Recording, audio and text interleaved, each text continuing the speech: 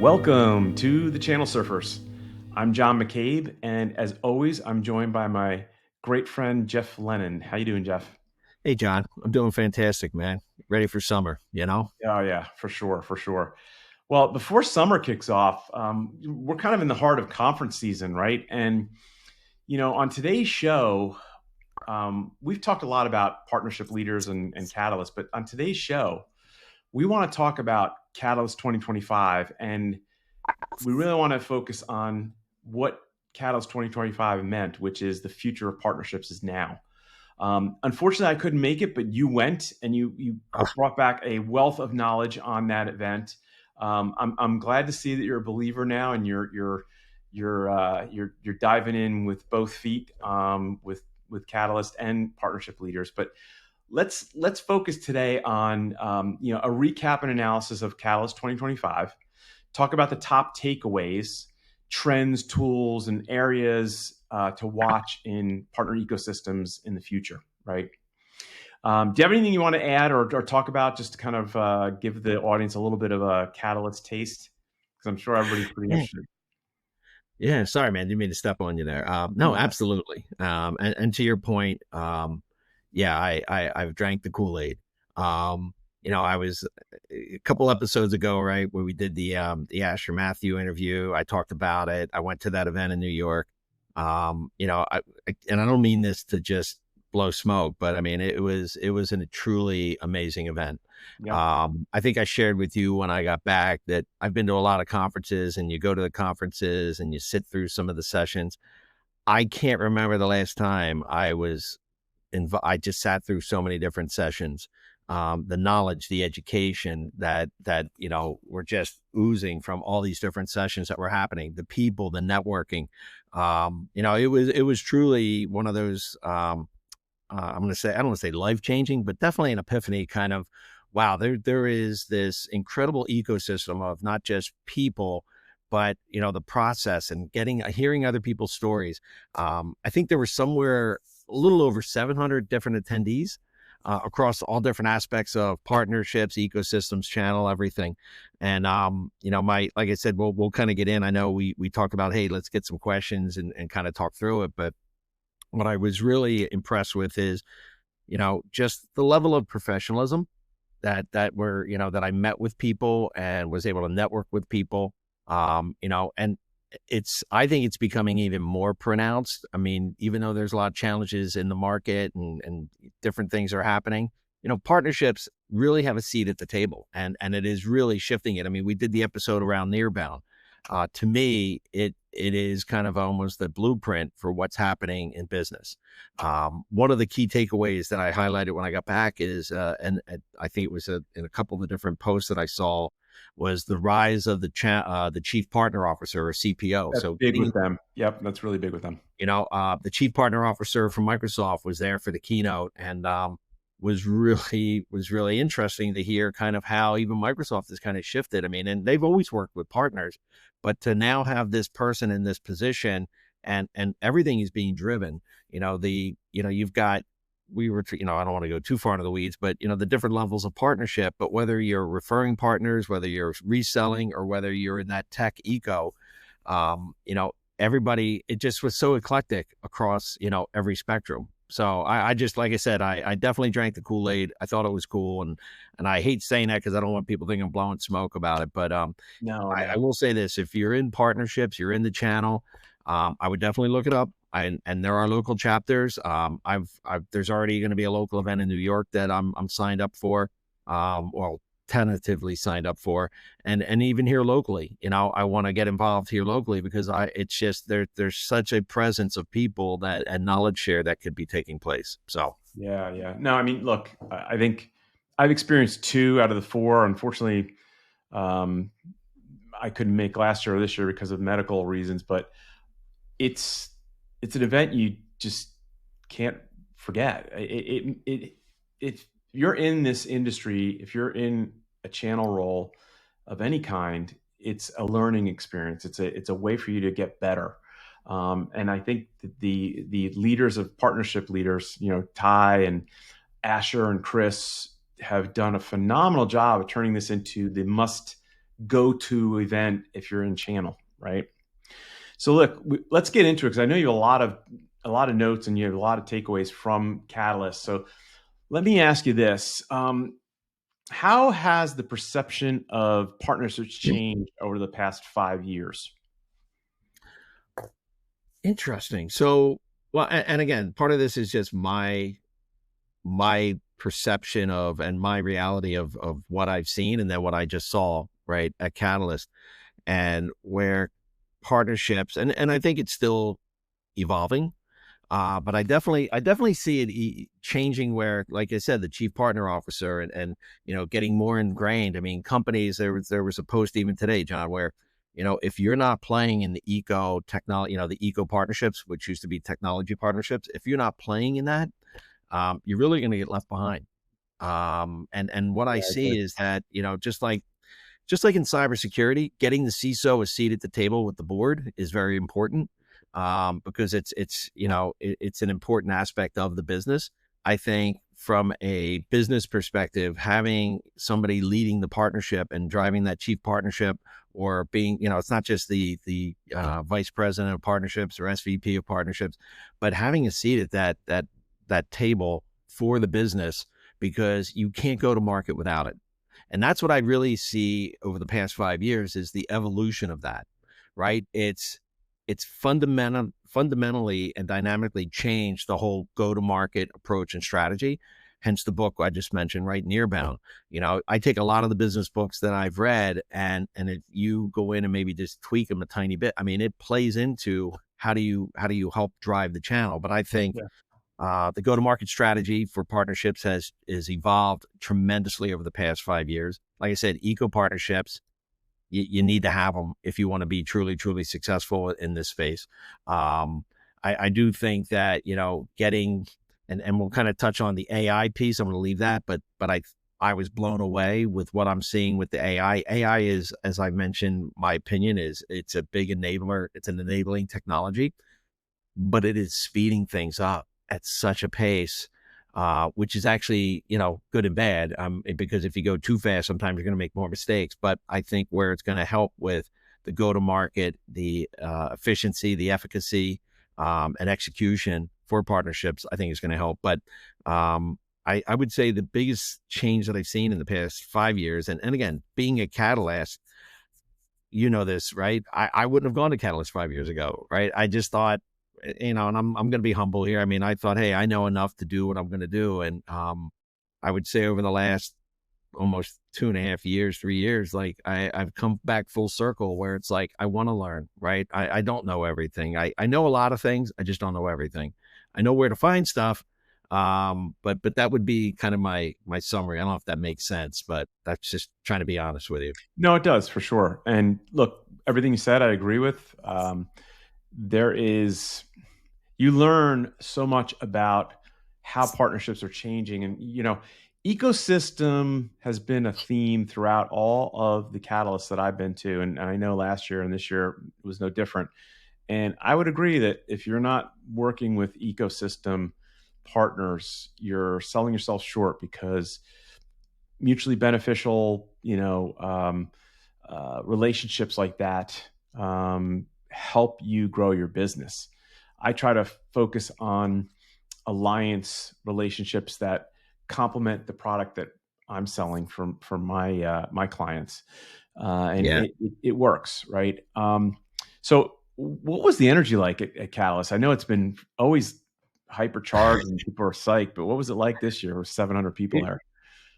Again, there's oh god, people are gonna be like, did he really just say that? There was almost and again, I try to temper it, but there was there was a lot of excitement, almost the point of giddiness, because it's just a lot of people that have been there, like you've been to a couple, right? This would have been, I think, your third. People coming back to see people and seeing the evolution and seeing the growth. I mean, you could feel the excitement. And so I would say there was a lot of excitement. There was a lot of, just really open interaction. When I tell you, John, I walked away from that with probably 25 to 35, 25 to 30 new contacts Hmm. from actual talking and just kind of walking up and introducing myself. So Yeah, yeah, I I thought the believe that. energy was amazing. And look, I'm a big, I believe that your energy comes from your state.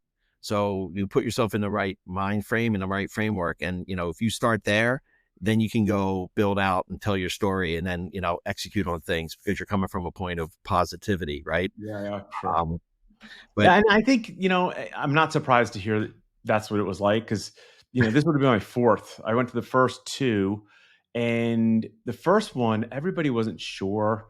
It was really small. I'd say there were probably, if 200 people were there, that was a lot. And yeah, it was different, and there were some conversations that were, some of the presentations that were, that stuck in my mind.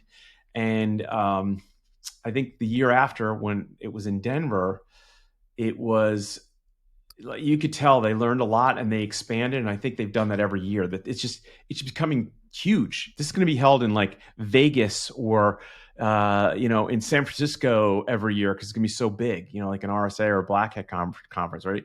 well, Um, they announced they're going to be in Europe next year. They're going to do a partnership later in Europe next year. oh, really? Whereabouts? They say. I'm going to kick myself. I don't want to say, I can't remember. Well, I'm going to But I that do one. remember at the final event, they did announce that they were going to do a partnership leader in Europe. I did meet this one guy, Tom, who we ended up talking, and then next thing you know, we went out. We were hanging out in the lobby bar, and he had flown in from the UK, so it's like from the UK to the West Coast. I mean, he was exhausted, Hmm. but it has that kind of draw. So again, knowing that they're drawing people from like not just here in the US and not just local. To your point, I was impressed with that, right? So Partnership leaders in Europe has grown like wildfire. I've seen it. I've seen how it's just expanded. There's a guy that's in partnership leaders. He's from Israel. His name is Aran Rosenblum, and I've become very good friends with him. He's been there from the beginning, and he's seen the growth like I have, and I know he helped them a little bit with their expansion in Europe. He travels everywhere, right? But I'm wow, not surprised to hear that. And let me ask you this: what do you think was the biggest surprise or the biggest moment that stood out to you at Catalyst? wow. Uh that's a great question. There well, like I said, there was no single moment. What I would say is there's a bunch of people that I've seen, I'll call them, partner channel influencers, right? Um, everybody was approachable. That was my one takeaway is I just felt like everybody, from the partnership leader team with Asher and Chris, everybody was just very approachable and everybody was there to be open and welcome. I mean, and again, I guess that you get that in a lot of conferences. But I guess the biggest takeaway, like I said, for me was just the compelling sessions. Um, I mean, I was listening to, people talk about how they deal with challenges. And look, everybody challenges, a lot of it is really the effort and the execution. Um, that was probably a big takeaway for me is, you can have the best plan in the world, but it's not always going to work to the plan that you originally had. So being able to work through it, I mean, that was at least two of the sessions, or at least my takeaway from them. Um, I think the third piece would be, and it comes back to the people. I think it's the genuine nature of the community. Amen to there's that. a couple That's of what it's videos about. where if you go look at Catalyst, there's a couple of videos where there's somebody playing a piano. So after Mhm. they had a bunch of networking events within the networking event, and after the wine tasting at this place, there was a piano in the lobby. And this guy Tom, I'm connected with him now, great guy. I mean, we really had a lot of good conversation. He sat down and just started playing the piano, and next thing you know, I'm kind of standing there like, what is happening? I But saw that video they posted on LinkedIn. I saw it. Yeah, it's But pretty it cool. but it was just so relaxing. I mean, I don't like I said, like there was no pretense. There was nobody had their guard up. Um, I don't know. I mean, that was probably, like I said, the biggest takeaway. And like I said, and then if I had to add an extra one, it was about the knowledge and the education about what's happening and the shift that's going on in the market. When you asked me that original question, about, um, what was the the biggest thing that I saw, and when I talked about, like, hey, the chief partner officer, or yeah, chief partnership officer, pardon me, one of the, I guess you would say that the biggest takeaway is that it's the evolution of partnerships, John, is it's not just a nice to have anymore. It's a Hmm. growth lever for an Yep, organization. And I agree. you've got to figure out where within the partner approach is best fit for you. And the reason I say that is, I've talked I was talking to people in the medical field. I was talking to people in, the critical infrastructure field where I'm in cybersecurity. And what you start to find is that there was commonality. There's differences, but there's a lot more commonality than I think people realize, and how you go build it, right, from a strategy perspective. So that would be kind of my biggest takeaway is, it's more important than people realize. It's not a nice to have. It's a critical growth lever, for businesses. Yeah. All right, let's change gears a little bit. Let's talk Sure. about what the most important trends and insights shaping a partner strategy are. And I'll ask you this, which of the trends or innovations that you heard, which takeaway felt most urgent for you as a partner leader and someone who builds programs? What did you find to be the most interesting and like eye-opening trend that came out of Catalyst? I, yeah, that's a great question. I think it's the maturity of a couple of these points, because I think they've been there. And like we talk about the evolution over the past 5 years, and just the evolution of channel. Um, if I had to nail it down, like I said, AI was a big topic, right? So the AI and the automation of AI and how that's impacting the business and how it's helping to improve and streamline things. I think that was one big component. Especially, they had a bunch of vendors there with products, which, um, I'll digress here. We had an episode where we talk about PRM, and I'm not a fan of PR. I wasn't a fan. Just I was playing. And by the way, I was playing devil's advocate, right? Because I know you're a big proponent of it.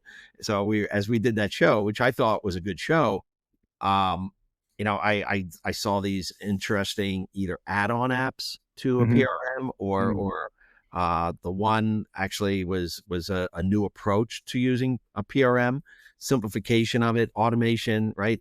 So I see that as a big component, obviously, right? So the AI and the automation, that it's going to help drive partner ops, it's going to help do things better, faster, more efficiently, Yeah. enable for more heavy lifting. Well, Um, let's talk about that a little further. Like, do you feel like partner teams are using AI realistically, or is it just a buzzword they throw around? Because I hear AI everywhere, and I'm like, okay, how are you using it? If you build LLMs and all that into your platform, great, but how's it being used? Do you think the partner teams are using it to benefit themselves, or how do you think they're taking advantage of it? um, that's a great question. And look, I'm not here to disparage anybody or throw shade at anybody with respect to that. I mean, I think anybody that's in the business today is using or leveraging AI in some form or fashion. Whether they're doing it systematically or programmatically, that remains to be seen. I think that AI is impacting the sales, the BDR outreach from a sales perspective, which, I should kind of share with you. I saw this one, met this gentleman. We had a conversation. We were at a round table, which was another interesting thing they did. So not just go sit in sessions, they did round tables. So you sit down, and there's like, 10, 11 people, 12 people sitting at this round table, and you would talk about a topic, and Mm. it was so eclectic, and it was just so diverse of different points of view and different perspectives. And like I said, I met a gentleman at one of those roundtables, and as we were talking, we're all talking about partnership. He's talking about sales, and then all of a sudden there was just like epiphany moment that he's leveraging AI to do things that you could typically do in sales, but how can you actually help the channel person? So, to answer I don't know if that answered your question, but for me, like I said, I think everybody's using forms of AI. I Yeah. think note taking. I think the note taking apps are off the Oh chart right now. Whether you have a separate app, you and I talked about Plod, which you can use, to do note taking and do different things. I think, with Zoom, for example, Zoom actually has it like built in where it's going to do kind of a transcript. So, of your call, if you want it, and that, or you can get a full blown AI app that does note taking and puts everything together. I think that's almost table stakes now because it actually, and I'm going to date myself here. Back in the day when we would do meetings, you would all, you would have a person in the meeting and they were the scribe. Oh yeah. Yeah. Right? It was like I feel like I was, working with Julius Caesar because we would have our scribe come in and he would sit and he would just write down everything we talked about. Yep. I'm not that old, I but tell you something. Let me pause you for a second because speaking of Plod, I I always try to take notes at every meeting, but I'd always miss something. I really like how the AI can like record it, yeah, digest it, spit it out in a summary, and highlight the points of the meeting that you need to follow up on, right?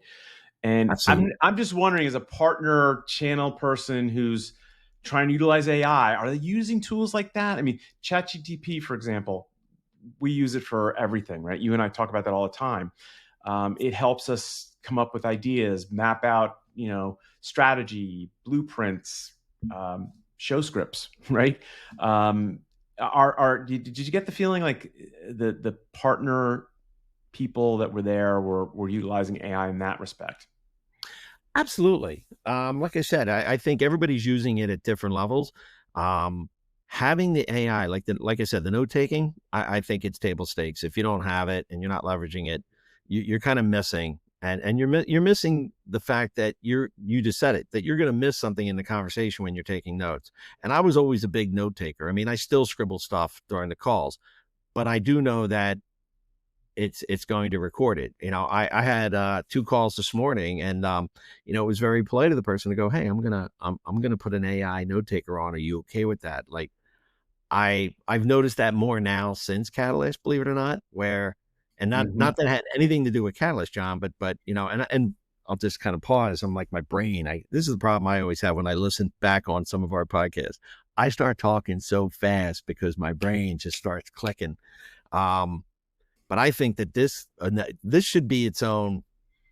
We should do a separate podcast around AI technology, I agree. and how it's impacting the channel. And like I said, I've got so many contacts that I got from this event, and there's some really really cool stuff out there, and I just don't think people are aware of it. Nope. Um, and yes, your HubSpot and your Salesforce and Zoom info, they all have some AI built into them, but they're very specific to the task orientation of the product that you're using. Um, I just saw something today. I have to read up on it, but apparently, Elon Musk just did some type of deal with Telegram and how they're going to use AI for Telegram and messaging. And I was like, oh, okay. So I Mm. don't know what that is all about, but my point is you're going to see AI build into more and more of applications instead of having these one-offs. But to Mhm. answer your question, I think that I I would say the overwhelming majority of people in the channel and in sales in general today are using some form of AI, whether Yeah, they're they have using to be. ChatGPT, whether they're using Gemini, whether they're using Gronk, whether and Perplexity. I found it really. By the way, I was blown away. I shared Perplexity with a bunch of people, and they were like, "What is that?" And I said, "It's like ChatGPT, but it's like writing a term paper. It gives you all the references." And they're like, "What?" Right. So then he showed somebody an example and they're like, "Oh my God." I go, "Yeah, because it's pulling from the internet. So not only do you do the internet search, but it brings back all the search, organizes it just like in chat, but it gives you the references." Now, chat's also starting to do that, Mm. from what I've seen. But I just, again, Perplexity, it's different because it's going to give you 8 to 10, sometimes 5 to 10, I shouldn't say 8, but 5 to 10 references Mhm. of documentation around what it is you asked, whatever the question was. I've been Uh, using one called Gamma, which helps you put together presentations. You kind of feed it the content you want to put together, and you can program in backdrops and fonts and colors, and it spits out a really nice. nice presentation. and clean, right? Yeah. Yeah. No, All right, it's let's oh, switch go ahead. gears now. Yeah, Let's sure. talk about the challenges and things to watch for in 2025, because that's something I think when you go to a catalyst, you really are on the cusp of learning what to watch for, and that makes you better as an executive because you can start to shape your program towards the changes. Right? Um, where do you think most partner programs are falling short in that regard these days? Damn. So, and this is something that's near and dear to me. So, couple things. One, the the number of partnerships, and you and I have talked about this. It's quantity over quality, right? So, having too many partners and getting and having yourself spread too thin, narrow have focus partners. I'm stealing that. Somebody else used the term back in 2019. Having, your key partnerships, your focus partners, narrow that focus. You don't have to try to go boil the ocean, right? That's number one. I think there's also things to be aligned with is, understanding where your business partnership relationships are, meeting that partner where they are. And what I mean by that is there's, at least what my takeaway when I was going back to my notes is the misalignment of incentives across the internal teams, right?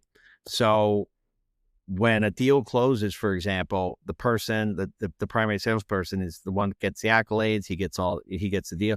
And there should be some type of a channel program because they've been managing the relationship to get those things to fruition, to get them to actually to the table. Right. So I think misalignment of, pardon me, of the incentives across that team. I do think, I do think there's a bit of potential for challenges with partner fatigue and having the gosh, how do I say this, the lack of prioritization across the framework of whatever that partnership is. Again, I come back, and a lot of this is the basics, John, right? Understanding, what is the type of partnership you want. When we had Craig on, we talked about it, right? Hmm. If you're trying to go to market and do X, referral will feed your top of funnel. That's great. But that's all it's going to do. It's not going to get you to that growth mod. It's just going to feed your top of funnel. Um, I think, we talked about the eco partnerships, and I do think that, having an overly complex partner tech stack or having too many partners, like figure out the ones that are key for the business, but don't overcomplicate it. Hmm. Right. Yeah. There's an old saying, it's sometimes more isn't better. It's just more. Yeah, no, I agree. And I would ask, I think, do you feel like companies are still confusing like business development with real strategy, or you know, are they really coming around to the fact that you know you have to have that partner strategy that develops your business, right? Absolutely. Look, I'm still using the quote from Jared Fuller when we did his podcast. Strategy is about choice. It's about where you're choosing, and I say, and I kind of stop it there because it's about choosing where you want to go, who you want to do it with, how you want to do it. Like it's a choice. Strategy is your choice that you're making. Um, you know, the other thing I'll kind of add to that is, when I come back to the challenge, John, and by the way, I know this is something that's near and dear to you. And you got to be able to blow your own horn. It's the visibility to the impact the partner's having. I do think it's still one of the biggest challenges, and I'll just digress. I'm not going to get it. Well, when I was talking to this guy, Scott, about his PRM, my takeaway was it was probably one of the simplest ways that I saw when you're tracking something that you can create and generate those visual aids and that Mhm. documentation and that backup to give the process visibility to your leadership, right? Um, when we talk about sales and we talk about marketing, very much known entities, right? Mhm. Everybody is Yeah. familiar with them and what's expected and what the outcomes are. And when they look at channel is kind of it's a weird hybrid of both. Yeah. It is part of sales. There is a sales execution, a methodology that you're using, and there's also a partner marketing piece that's happening. It's just Sure. not the same. But how do you drive that visibility so that you can prove impact to the executive team? I Yeah. think That's that's a that's what big. it's all about. And like you said something earlier about how partner leaders are getting seats at the table now, but I and we've talked about this in other shows. If your leaders aren't behind what you're doing, it's going to be very difficult. They can say that maybe, because the board says you have to do it, and the CEO or the CRO might not be full believers, but if they are, you can have success. If you're not, you're fighting an uphill battle. So I just I think, agree. and you just learn from Catalyst how to maneuver like that, right? All right, so we're bumping up against time. Let's talk about final thoughts on Catalyst, because I know you you had you went to Mecca of partnerships, and you were able to experience what I've been able to experience, and I know you were so excited and brought back so much knowledge. Let's talk about I came home with a conference cold too, so that was fun. yeah, that's right. Um, like wrap up what it meant to you to be at Catalyst. I know there's some, you know, a lot of takeaways that we talked about, but just give me like your view of rookie Catalyst attendee and what it meant to you, and then what are you doing after Catalyst? Because we talk about this all the time. Follow up is key in everything. What are you going to do after Catalyst to make it stick? Well, I'll work backwards. So like I said, I made at least 25, 30 new connections. I've now had since then probably 10 or 12 calls. I've traded a handful of, or at least a dozen or so emails, and then even some LinkedIn stuff. But I've had at least 10 or 12 calls with different people. And a lot of it is, look, let's just stay connected, and a couple I had to be very polite and say, hey, look, I'm not going to buy anything. I just thought it was great to connect with you, and then come back like, hey, no, like I'm not trying to sell you anything either. So yeah, let's just kind of follow up from the conversation. Found it really engaging. So I was like, cool. Like, and again, then you start to understand a little bit more about what they're doing. So that's kind of working backwards. But I will say this, takeaways for me were, looking at partnerships and having done this for a number of years and worked at large organizations and small organizations, I think this applies across the board. I've worked at companies as large as GE and EMC, and companies as small as Xenos, for example, in Austin. I mean, just but my point is, I think where partnerships fail is they think of the partnership as a support team to what sales is doing and not a core revenue engine. I think that Misunderstanding of the rules and the way to interact. That's one thing. There's miscommunication between both sides, and it gets partnerships, yeah, partnerships have been like a stepchild. I hate to say it, right? But they're the support team. They're there to support the sales piece. They're yep. not the core revenue engine. And I think that they are a core revenue engine. I do think that, when you can build, and this comes back to Nearbound, when you build partner trust, you can build customer trust faster and deeper than you can on your own. Mhm. And it's just, I just believe that. I also think that, when I look at the AI piece, and I say this all the time, and maybe it's going to change or evolve over time, but AI is an enabler. I see AI. It's not going to replace the partner strategy, John, but it's going to enhance and accelerate the whole aspect and the go-to-market piece of it, Mhm. Yep. right? And you're going to be able to go and build and co-build and co-market things faster, more efficiently. I can't, it's kind of like, it's you can't be afraid of it. You gotta dive into it. But I do see that as a big takeaway, right? Co-build, co-market, co-sell. They were the three big, the match. Me, my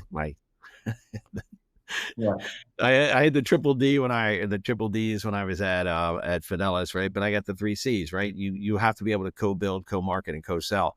Mhm. And when you do that, you get that buy-in, right? Because if you're co-building something, everybody's got a stake in it. And then you Yeah. go co-market it, you're actually going out there together, whether it's 2 or 3 partnerships. I get a little bit messy, but I think it's all about the value. And then you're actually going to go co-sell it because you're doing something. And that, instead of having a singular touch point, you have this multi-unified solution, which is what customers are looking for. They're looking for something that will solve their problem, and Mhm. it's not a single threaded thing. So Yeah. No, I agree. Well, I mean, look, this has been great. I'm living vicariously through you and your Catalyst experience, and I'm sure whoever hasn't been is listening to this and saying, "I got to be a part of it." And trust me, if you're out there listening, join Partnership Leaders is worth the money. Go to Catalyst, it's worth the money. You get connected with people like Jeff and I, and thousands of other smart and willing people. I have yet to be rejected asking a question. Everybody is free and open to helping, and that's how I am. I try to give more than I get, and but when I need something, people are there. So I think your experience at Catalyst is great. I'm very happy to hear that you enjoyed it. I wasn't surprised at all because I knew you would. But as a summary, a wrap up here, I think um, you know the lesson learned for you was don't judge a book by its cover in case of partnership leaders, and now you've learned and you see the tremendous value in that. And I would offer our audience, look, if there's anything you want to talk about with Jeff regarding Catalyst from this year, because I think this Catalyst was probably the most advanced they've ever had and the most interesting topics that they could have covered, reach out to us. Jeff can be reached at jeff@channelsurfers.com. I can be reached at john@channelsurfers.com. We have a LinkedIn page. You can reach us there as well. And then our website's www.channelsurfers.com. So don't hesitate. We want to help. That's why we're here. We're sharing our knowledge, and we want you to ask questions and come to us. And or even give us ideas, yeah, sure. like I talked about. I think one of the things we're going to work on, John, from this is to put together kind of some sessions, almost a sequence of potential AI applications and solutions that could impact and improve the whole Mhm. channel sales go to market process. I definitely think, I mean, that was a big takeaway for me is I think that somebody needs to kind of go help highlight because it's just so much and it's so Mhm. vast. Yeah, yeah. But yeah, give us other, any other suggestions. We're open to having other conversations. I know somebody had hit me up. They to go back and talk a little bit more about other things that people can do about getting engaged, with the aspects of the evolving dynamic of the market for Mhm. so yeah, just something to think about. Awesome.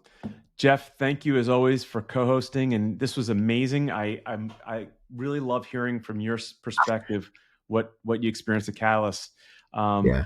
but until the next show, thank you for joining. Thank you for the audience. We appreciate your support, and we'll catch you the next time on the next episode of Channel Surfers. Till then, take care. Thanks, everybody.